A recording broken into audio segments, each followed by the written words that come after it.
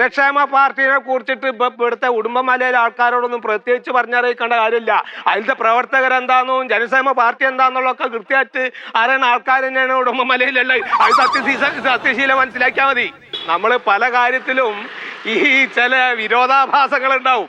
അദ്ദേഹത്തിന്റെ പേര് സത്യശീലൻ എന്നാണെങ്കിലും നാക്കെടുത്ത സത്യം പറയാത്ത സത്യശീലൻ, നാക്കെടുത്ത സത്യം പറയാത്ത ഈ സത്യശീലനാണ് നമ്മളെ കുറിച്ച് പറയുന്നത്. ഞങ്ങളുടെ നേതാവായ സംസ്ഥാന നേതാവായ സുഗതൻ സാറിനെ പറ്റി എന്തെല്ലാം അപവാദങ്ങളാണ് അയാൾ പറഞ്ഞു പരത്തിയത്. സുഗതൻ സാർ ഈ നാടിന് ചെയ്ത സേവനങ്ങൾ നമുക്കൊക്കെ അറിയാം. കാളവണ്ടി ഓടിച്ചു നടന്നിരുന്ന ഈ സ്ഥലത്ത് ആദ്യമായി ടാറിട്ടത് സുഗതൻ സാർ ഭരണത്തിലിരുന്നപ്പോഴാണ്. ഇതിപ്പോ തെളിവില്ലാത്തോണ്ടാണ് നമ്മൾ ഈ ജാതി ആൾക്കാരെ കുറിച്ചൊന്നും വേണ്ടാത്ത പറഞ്ഞത്. അത് നമുക്ക് ഈ ജനക്ഷേമ പാർട്ടിക്ക് ചേർന്നല്ല, അതുകൊണ്ട് പറയാത്താണ്. അതുകൊണ്ടാ പറയാത്ത ഇദ്ദേഹം ഒരു സ്ത്രീലമ്പടനാന്നുള്ള കാര്യമൊക്കെ ഇവിടെ ഉടുമ്പമലയിലുള്ള ആൾക്കാർക്ക് കൃത്യമായിട്ട് അറിയാം. അത് ഒന്നിൽ കൂടുതൽ സ്ത്രീകള് അത് നമുക്ക് കൃത്യമായിട്ട് അറിയുന്ന ഒരു കാര്യമാണ്. കോയെ പറ്റിയിട്ട് പല ആളുകളും പറയുന്നുണ്ട്. ചിലന്തിക്കോയ എന്നും കൂറക്കോയ എന്നും ഒക്കെയാണ് ആളുകൾ പറയുന്നത്. ഞാൻ അതിലേക്കൊന്നും കടക്കുന്നില്ല. എന്നാൽ ആരാണ് ഈ കോയ എന്ന് വിശദീകരിക്കേണ്ട കാര്യം ഇവിടെ ഉണ്ട് എന്നുള്ളത് കൊണ്ട് ഞാൻ പറയുകയാണ്. സിഗരറ്റ് വാങ്ങി വലിക്കാറില്ലേ ആളുകള്?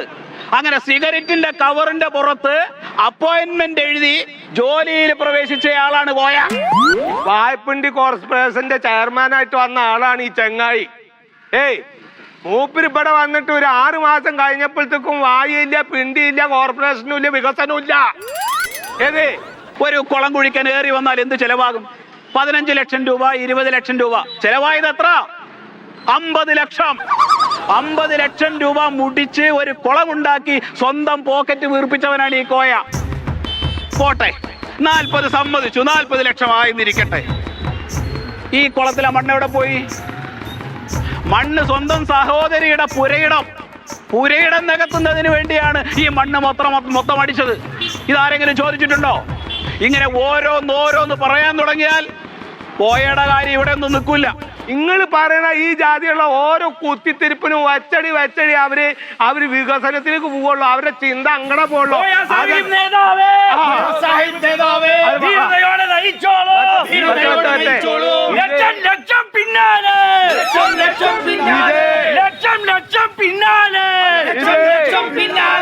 കുളം കുഴിക്കൽ അഴിമതിക്കെതിരെ പൊതുജന പാർട്ടി നടത്തുന്ന ഈ പ്രതിഷേധ റാലിക്ക് എല്ലാവിധത്തിലുള്ള ആശംസകളും നേരുന്നു. ഇതിന്റെ ഔപചാരികമായിട്ടുള്ള ഉദ്ഘാടനം നിർവഹിച്ചതായും അറിയിക്കുന്നു. എല്ലാവർക്കും നമസ്കാരം.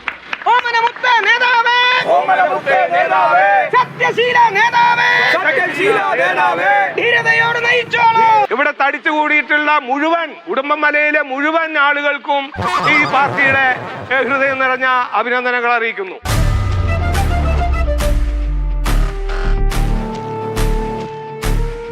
തുടങ്ങിക്കോട്ടെ ഞാൻ വരാം കേട്ടോ. ഇങ്ങോട്ട് കഴിഞ്ഞിട്ട് പോകാനുണ്ട്. നമ്മുടെ നിയോജക മണ്ഡലത്തിലെ ഒരു ബൈ ഇലക്ഷൻ വരാൻ പോവുകയാണ്. നമുക്കറിയാം, കഴിഞ്ഞ പ്രാവശ്യം നമ്മുടെ പൊതുജന പാർട്ടിയുടെ സ്ഥാനാർത്ഥി നമ്മളെയൊക്കെ അത്ഭുതപ്പെടുത്തിക്കൊണ്ട് വൻ ഭൂരിപക്ഷത്തിലാണ് ഇവിടെ ജയിച്ചത്. ആ ഒരു വിജയം നമ്മൾ ഇപ്രാവശ്യവും ആവർത്തിക്കണം. അങ്ങനെ രാജുകുളത്തിൽ വിജയിച്ച രാജുകുളത്തിനെ കേന്ദ്രം തീരുമാനിച്ചു MP ആക്കാൻ. അങ്ങനെ MP ആയിട്ട് അദ്ദേഹം മത്സരിച്ചുകൊണ്ടാണ് ഇവിടെ ബൈ ഇലക്ഷൻ വന്നതെന്ന് നമുക്കറിയാം. നമ്മുടെ പൊതുജന പാർട്ടി അന്ന് സ്ഥാനാർത്ഥിയെ തീരുമാനിക്കുമ്പോൾ നമ്മളെല്ലാവരും ഐക്യകണ്ഠേന തീരുമാനിച്ചത് സത്യശീലനായിരുന്നു. ഈ പ്രാവശ്യവും നമുക്ക് ഒന്നും നോക്കാനില്ല. നമ്മൾ കഴിഞ്ഞ പ്രാവശ്യത്തെ പോലെ തന്നെ ഇപ്രാവശ്യവും പറയുന്നു നമ്മുടെ സ്ഥാനാർത്ഥി സത്യശീലൻ. എല്ലാവർക്കും സമ്മതിയനായിട്ടുള്ള ഒരാളെ വേണമല്ലോ നമ്മൾ തെരഞ്ഞെടുക്കാൻ. ഇപ്പൊ നമുക്ക് എല്ലാവർക്കും അറിയാം. അതുകൊണ്ട്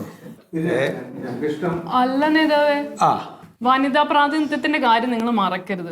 ഇതിപ്പോ വരുന്നൊക്കെ നിങ്ങളൊക്കെ വിധിച്ചെടുത്ത ഞങ്ങളും പാർട്ടിക്ക് വേണ്ടി പ്രവർത്തിക്കുന്നവരാണല്ലോ. അതെ, വനിതാ സംവരണം ഒരു 100% ആകട്ടെ, എന്നിട്ട് നോക്കാം. അതെ, പഞ്ചായത്ത് ഇലക്ഷൻ വരട്ടെ, സ്ഥാനാർത്ഥിത്വത്തിന്റെ കാര്യമൊക്കെ നമുക്ക് ആലോചിക്കാം. അല്ല നേതാവ്, ഞാനൊക്കെ 10-65 കൊല്ലമല്ലേ ഈ പാർട്ടിക്ക് വേണ്ടി പ്രവർത്തിക്കണം. എന്താ ഞങ്ങൾക്കൊക്കെ എന്തെങ്കിലും കിട്ടിയേക്കണേ? ഇനി എന്നാ ഒന്ന് മത്സരിക്കുക? ഞങ്ങൾക്കും വേണ്ട ആഗ്രഹങ്ങളൊക്കെ ഞങ്ങൾക്കും ഇല്ലേ? 65 വയസ്സായില്ലേ എനിക്ക്. അല്ല, ഞാൻ ഒരു കാര്യം ചോദിക്കട്ടെ, എന്തപ്പ നാസർക്കാർക്ക് ഇവിടെ ഒരു പരിഗണനക്കുറവ്? ഇവിടെ ഏത് കാര്യത്തിലും ഞങ്ങളുടെ ഒരു അഭിപ്രായമൊക്കെ നമ്മൾ തട്ടിക്കളഞ്ഞേക്കണേ. നിങ്ങൾക്കൊരു പ്രായം എന്താ വെച്ചാൽ ആ പ്രായത്തിനെ മാനിച്ചിട്ട് തന്നെയാണ് പാർട്ടി നിങ്ങളുടെ ഓരോ അഭിപ്രായങ്ങൾ എടുക്കണേ. അറിയാലോ എന്നാ എന്തേ എപ്പം പൊളിറ്റീഷ്യൻ ആയത്? ഏത് കാലത്ത്? നേതാവേ, വെട്ടും കൊലയും കുത്തും പോലീസ് സ്റ്റേഷനും അത് മാത്രമായിരുന്നു ജീവിതത്തിൽ. വീട്ടിൽ നിന്നോ പുറത്താക്കി, നാട്ടിൽ നിന്നോ പുറത്താക്കി. ഇനി ആകെ ഇവിടെ മാത്രം അഭയം. പൂ ചോദിച്ചാൽ ഒരു പൂക്കാലം മൊത്തം എടുത്തു കൊടുക്കാണ് നേതാവ്. സ്ഥാനാർത്ഥിയായിട്ട് ഇതാ എല്ലാവരും സമ്മതത്തോടെ ഞാൻ ആയിക്കോളും. അത് ഇജ്ജ് ഒറ്റക്ക് തന്നെ കയ്യടിച്ചിട്ട് കാര്യമില്ല ഉണ്ണേ. ഇജ്ജിപ്പോ ഈ പറഞ്ഞ ബുദ്ധിമുട്ടും പരാതി എന്ന് പറഞ്ഞ ഇജ്ജ് എന്താ മനസ്സിലാക്കണേ?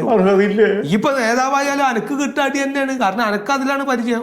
അങ്ങനെ നമ്മൾ ഓരോരുത്തരും തീരുമാനിക്കണം. അങ്ങനെ നമ്മുടെ നിയോജക മണ്ഡലത്തിൽ നമുക്ക് എല്ലാവർക്കും സമ്മതനായ സത്യശീലന്റെ ലിസ്റ്റ് നമ്മൾ കേന്ദ്ര കമ്മിറ്റിക്ക് അയച്ചു. അല്ല, കയ്യടിക്കാറായിട്ടില്ല, ഞാൻ മുഴുവൻ പറയട്ടെ. അപ്പൊ നമ്മളൊക്കെ പല തീരുമാനങ്ങൾ എടുത്താലും അന്തിമ തീരുമാനം കേന്ദ്ര കമ്മിറ്റിയുടെ തീരുമാനം. കഴിഞ്ഞ പ്രാവശ്യം ഇവിടെ വൻ ഭൂരിപക്ഷത്തോടെ ജയിച്ച നമ്മുടെ രാജു കുളത്തിൽ. അപ്പം അദ്ദേഹത്തിൻ്റെ അഭിപ്രായ പ്രകാരം അദ്ദേഹത്തിന് സമ്മതനായ പ്രമുഖ വ്യവസായിയായിട്ടുള്ള ശരത്തിനെ മത്സരിപ്പിക്കണം എന്നാണ് കേന്ദ്രത്തിന്റെ തീരുമാനം. അല്ല അതെങ്ങനെ ശരിയാവും? അല്ല കേന്ദ്രത്തിന്റെ തീരുമാനം അതാണ്. നമ്മൾ കൊടുത്തിട്ടുള്ള ലിസ്റ്റിൽ ശരത്തിന്റെ പേരില്ലല്ലോ. പാർട്ടി മെമ്പറാണ്. ലിസ്റ്റില് പേരില്ലല്ലോ. അല്ല, പാർട്ടി മെമ്പറായ സ്ഥിതിക്ക് പാർട്ടി അങ്ങനെ തീരുമാനം എടുത്താൽ നമുക്ക് അത് അംഗീകരിക്കാം. സുഖമായിട്ട് അങ്ങനെ ഒരു കാര്യം കേൾക്കണം. ഇന്നെ പെറ്റിട്ടത് പാർട്ടിയിലേക്കാണ്. അറിയാൻ കേൾക്ക്, ഈ കഴിഞ്ഞ കാലയളവിനുള്ളിൽ പഞ്ചായത്തിൽ മാത്രമാണ് ഞാനൊന്ന് മത്സരിച്ച്. അത് ഞാൻ തോറ്റും പോയി. തോറ്റതല്ല, തോപ്പിച്ചത് എനിക്കറിയാം. പക്ഷെ ഞാൻ പറഞ്ഞു വരുന്നത് ഇവിടെ ഒരു ന്യൂനപക്ഷത്തിന് നിങ്ങൾ ഒരു പ്രാധാന്യം കൊടുക്കും. അങ്ങനെ പറയുന്നത് ന്യൂനപക്ഷത്തിന് നമ്മുടെ പാർട്ടി ന്യൂനപക്ഷം പറഞ്ഞതുപോലെ തന്നെയുള്ള സീറ്റുകൾ കൊടുത്തിരുന്നു. ഇനിയിപ്പോ അതിലേക്ക് ഇപ്പൊ അന്ന് വനിതാ സീറ്റ് തരാന്ന് പറഞ്ഞു. എന്നിട്ട് തന്നില്ലല്ലോ. അല്ല, അന്ന് വേറെ ആളെ നിർത്തേണ്ടി. ഇന്നലെ വന്ന ശരത്തിനേക്കാൾ ഞാനാ സത്യശീലനാണെങ്കിൽ ഞങ്ങൾ സമ്മതിക്കും. അല്ലെങ്കിൽ ഞങ്ങളെ പോലുള്ള പ്രവർത്തകർക്കാണല്ലോ നിങ്ങൾ സ്ഥാനം തരുന്നത്. നിങ്ങളൊരു പാർട്ടി പ്രവർത്തകയല്ലേ? കേന്ദ്രം പറഞ്ഞതിന്റെ അപ്പുറം നമുക്ക് പ്രവർത്തിക്കാൻ പറ്റുമോ? അതെ, ഒരു കാര്യം ഞാൻ പറയട്ടെ. ഈ തീരുമാനം എന്ന് പറയുന്നത് ഇക്കണ്ട ആളുകളെ മുഴുവൻ, നമ്മുടെ ഒപ്പം നിൽക്കുന്ന പ്രവർത്തകരെ മുഴുവൻ വഞ്ചിക്കുന്ന രീതിയിലുള്ള പരിപാടിയാണ്. സത്യശീലൻ ഈ പറയുന്നത് ശരിയല്ല. ഞാൻ പറയട്ടെ, ഒന്നും മിണ്ടാതിരിക്കണോ? സത്യശീലൻ പറയുന്നതിൽ എന്താണ് ന്യായമുള്ളത്? പൊതുജനപാർട്ടിയിലെ സത്യശീലൻ എന്നോ മൊയ്തു എന്നോ മണ്ടോദരി എന്നോ ഈ സുഗതനെന്നോ ഇല്ല. ആരുമില്ല. പാർട്ടി പറയുന്നതാണ് തീരുമാനം.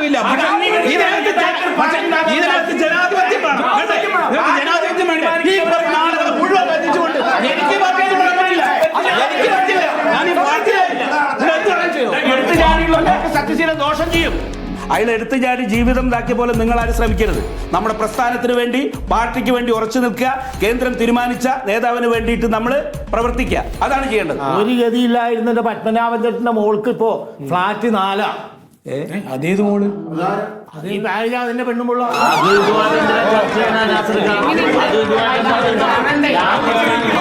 അച്ഛൻ ചായക്കട നടത്തി ഫ്ലാറ്റ് മേടിച്ചു കൊടുത്തതിന് തമ്മിൽ എന്താ ബന്ധം? ചായക്കട നടത്തി എന്തോ ചെളിവാരി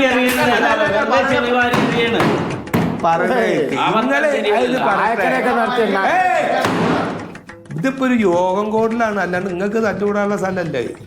പിന്നെ എല്ലാവരും താല്പര്യങ്ങളും കാര്യങ്ങളും എന്താന്നൊക്കെ എല്ലാവർക്കും നമുക്കറിയാം. അപ്പൊ അതിൽ തെറ്റൊന്നുമില്ല അങ്ങനെ ആഗ്രഹിക്കണേല്. പക്ഷെ പാർട്ടി ഒരു കാര്യം തീരുമാനിക്കണത് കൃത്യമായിട്ട് അത് നടപ്പിൽ വരുത്തണം എന്നുള്ള ആഗ്രഹം കൊണ്ടാണ്. അപ്പൊ അതൊന്നും നിങ്ങൾ പേടിക്കേണ്ട കാര്യമൊന്നുമില്ല.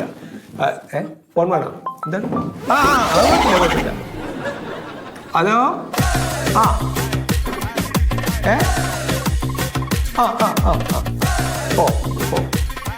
അതെ അതെ. ഓ അത് ശരി. ഓ ആയിക്കോട്ടെ, സന്തോഷം. ശരി. അതെ. ഓ വർക്കോടങ്ങാല്ലേ? അതെ, മറ്റേ വളരെ പ്രധാനപ്പെട്ടൊരു കാര്യം സ്റ്റേറ്റ് കമ്മിറ്റി സെക്രട്ടറിയെ വിളിച്ചേ.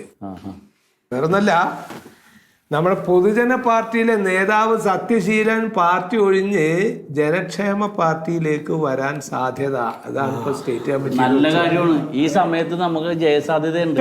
പാർട്ടി എന്തായാലും ഗുണം ചെയ്യും. അല്ല, അപ്പൊ അങ്ങനെ ഒരാള് വേറൊരു പാർട്ടിയിൽ നിന്ന് നമ്മളിലേക്ക് വരുമ്പോ നമ്മൾ ആർദ്രമായിട്ട് സ്വാഗതം ചെയ്യാനുള്ള അല്ല, ഈ തെരഞ്ഞെടുപ്പ് ഘട്ടത്തിൽ അത് നമുക്ക് ഗുണം ചെയ്യും. അപ്പൊ ഇത്തവണ നമ്മുടെ സ്ഥാനാർത്ഥിത്വം എന്താണെന്നുള്ളത് സ്റ്റേറ്റ് കമ്മിറ്റിയുടെ തീരുമാനം ഞാൻ നിങ്ങളെല്ലാവരും അറിയിക്കുകയാണ്. വളരെ സന്തോഷപൂർവ്വം ഈ പൊതുജന പാർട്ടിയിൽ നിന്ന് വിട്ടൊഴിഞ്ഞ് നമ്മുടെ ജനക്ഷേമ പാർട്ടിയിലേക്ക് വന്ന നേതാവായ സത്യശീലനായിരിക്കും നമ്മുടെ സ്ഥാനാർത്ഥി എന്നുള്ള എല്ലാവരെയും സന്തോഷപൂർവ്വം അറിയിക്കുന്നു.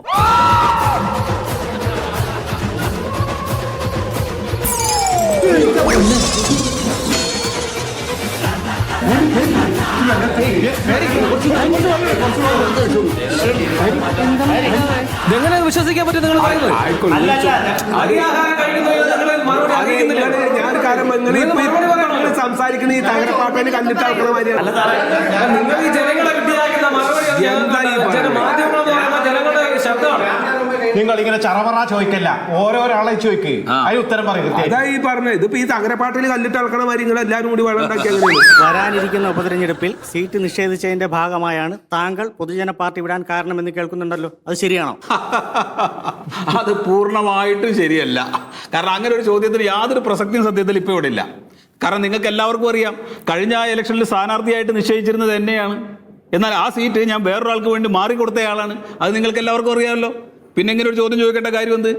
മാത്രമല്ല, ഞാൻ ഇതുവരെ പ്രവർത്തിച്ചിരുന്ന പൊതുജന പാർട്ടിയിൽ യാതൊരു തരത്തിലുള്ള ജനാധിപത്യവും ഇല്ല. ഒരാൾ പറയുന്ന കാര്യങ്ങളെ കൃത്യമായിട്ട് നിഷേധിക്കുക, പിന്നെ അടിച്ചമർത്തുക, ഇങ്ങനെയൊക്കെയുള്ള ഒരു പാർട്ടിയായിട്ടാണ് ഇതുവരെ എനിക്കത് ഫീൽ ചെയ്തത്.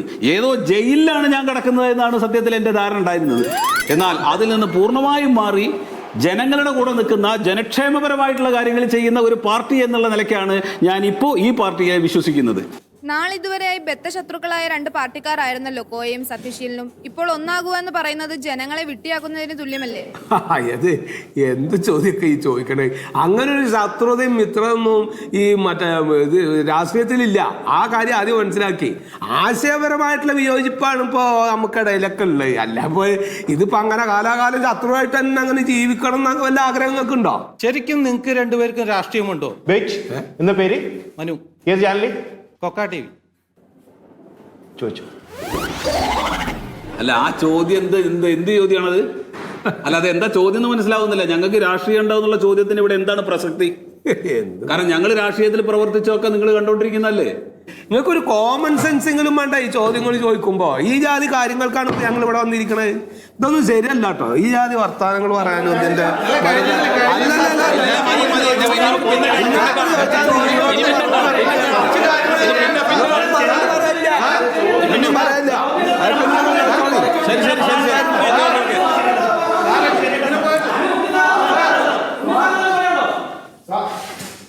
ഇപ്പൊ പറയുന്നില്ല, ഇത് പറയും.